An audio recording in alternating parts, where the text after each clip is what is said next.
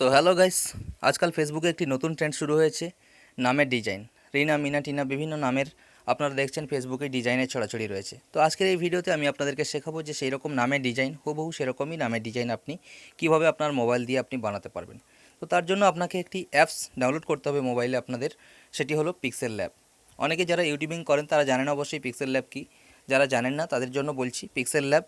আপনারা নিচে ডেসক্রিপশন বক্সে এর লিঙ্ক পেয়ে যাবেন, অথবা আপনারা গুগল প্লে স্টোরে গিয়ে যদি আপনারা সার্চ করেন তাহলেও অবশ্যই পিক্সেল ল্যাব অ্যাপসটি আপনারা সেখান থেকে ডাউনলোড করে নিতে পারবেন।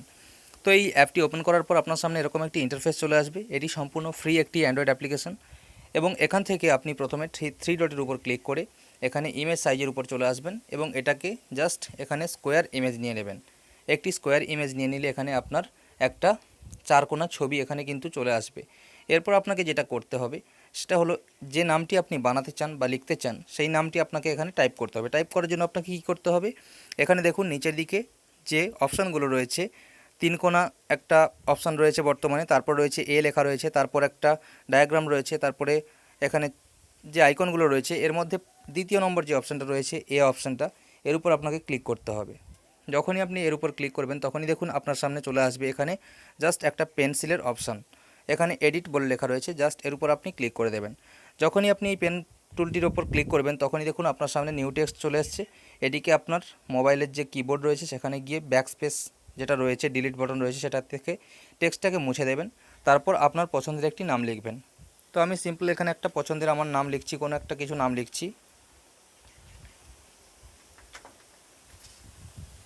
তো আপনারা আপনাদের পছন্দের মতো নাম লিখতে পারেন, এখানে যে কোনো নাম আপনারা লিখতে পারেন। তো আমি এই নামটি এখানে লিখে নিলাম, তারপর এটিকে ওকে করে নিলাম।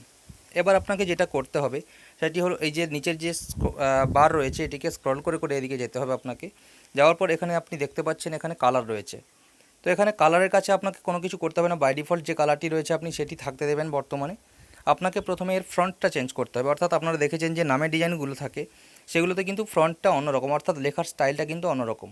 তো তার জন্য এখানে দেখুন একটা এবি লেখা রয়েছে, এটি হচ্ছে ফন্ট।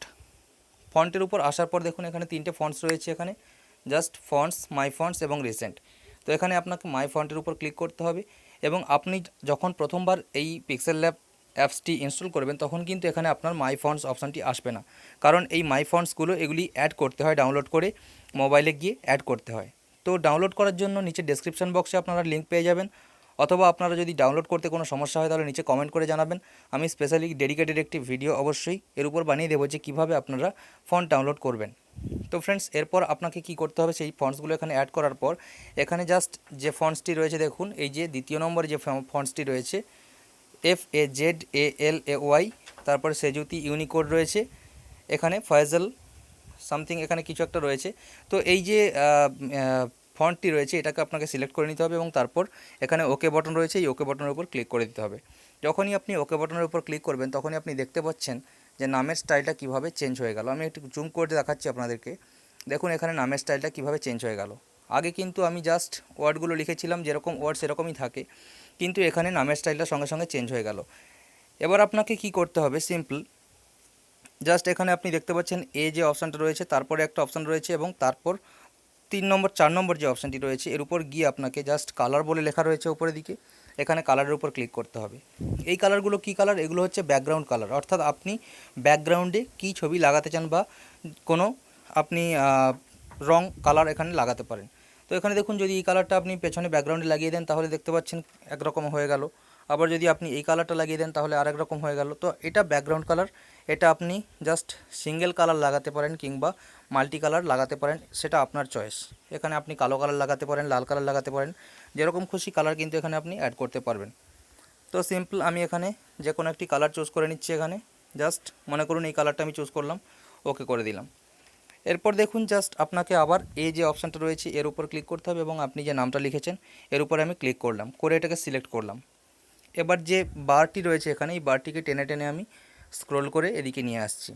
নিয়ে আসার পর দেখুন এখানে স্ট্রোক বলে একটা অপশান রয়েছে, স্ট্রোক।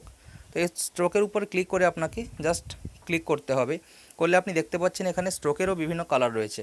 তো আপনি আপনার মন পছন্দের মতো কালার নিয়ে সেখানে স্ট্রোক লাগাতে পারেন। তো আমি এখানে সাদা কালার নিয়েছি যেহেতু, তো এখানে আমার স্ট্রোকটা কালোই লাগবে। তো আমি এখানে কালো স্ট্রোকটা ক্লিক করব, এবং এখানে নিচের দিকে এসে দেখুন স্ট্রোক ওয়াইড 4 রয়েছে, চওড়াটা 4 রয়েছে, আমি আর একটু বাড়িয়ে নেব এটাকে। তো তো আপনারা দেখতে পাচ্ছেন এখানে স্ট্রোকের কালারটা আমি 7 নিলাম, নেওয়ার পর ক্লিক করলাম।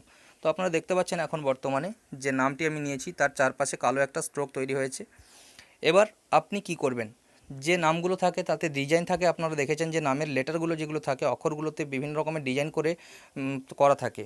তো সেই ডিজাইন যদি আপনি আনতে চান, এখানে যদি সিম্পল কোনো কালার করতে চান, তাহলে আমি বললাম আপনাদেরকে যে এখানে যে কালার বটন রয়েছে এই কালারের উপর ক্লিক করে আপনি যে কোনো কালার দিতে পারেন। এখানে দেখুন যে কোনো প্লেন কালার আপনারা কিন্তু দিতে পারেন, জাস্ট যে কালারের উপর ক্লিক করবেন সেই কালার কিন্তু হয়ে যাবে।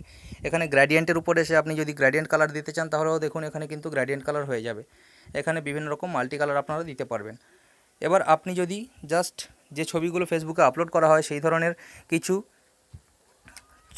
আপনাদের যে লেখার ফন্টগুলো সেরকম ধরনের আনতে চান, তাহলে আপনাকে কী করতে হবে, জাস্ট এখানে যে টেক্সচার অপশান রয়েছে, এই যে টেক্সচার অপশান, এই টেক্সচার অপশানের উপর ক্লিক করে এখানে ছবি আপলোডের একটা অপশান চলে এসেছে। দেখুন এখানে নিচের দিকে ছবি আপলোডের একটা অপশান চলে এসেছে।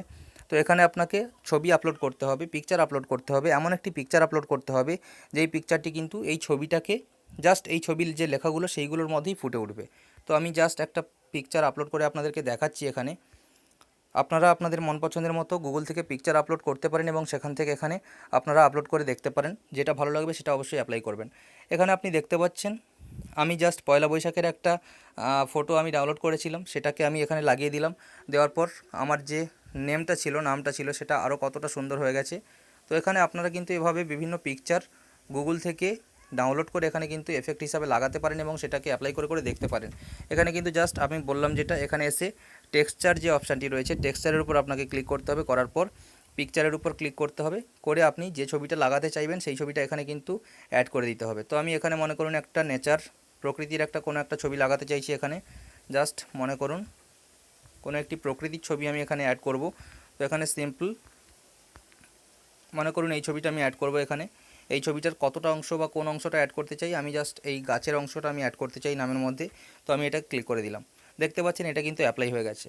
তো আমার মনে হয় আগেরটাই বেটার ছিল, আমি সেটাকেই অ্যাপ্লাই করছি। এখানে জাস্ট এটাকে অ্যাপ্লাই করে দিচ্ছি। তো আপনারা দেখতে পাচ্ছেন এখানে নামের ফন্টটি চলে আসছে কত সুন্দরভাবে। এবার যদি আপনারা এটাকে সেভ করতে চান তাহলে কীভাবে এটাকে সেভ করবেন, তো উপরে দিকে দেখুন সেভ বটন রয়েছে, উপরের কর্নারের দিকে সেভ বটন রয়েছে, এটার উপর ক্লিক করবেন, করার পর সেভ অ্যাজ ইমেজ এইটার উপর ক্লিক করবেন।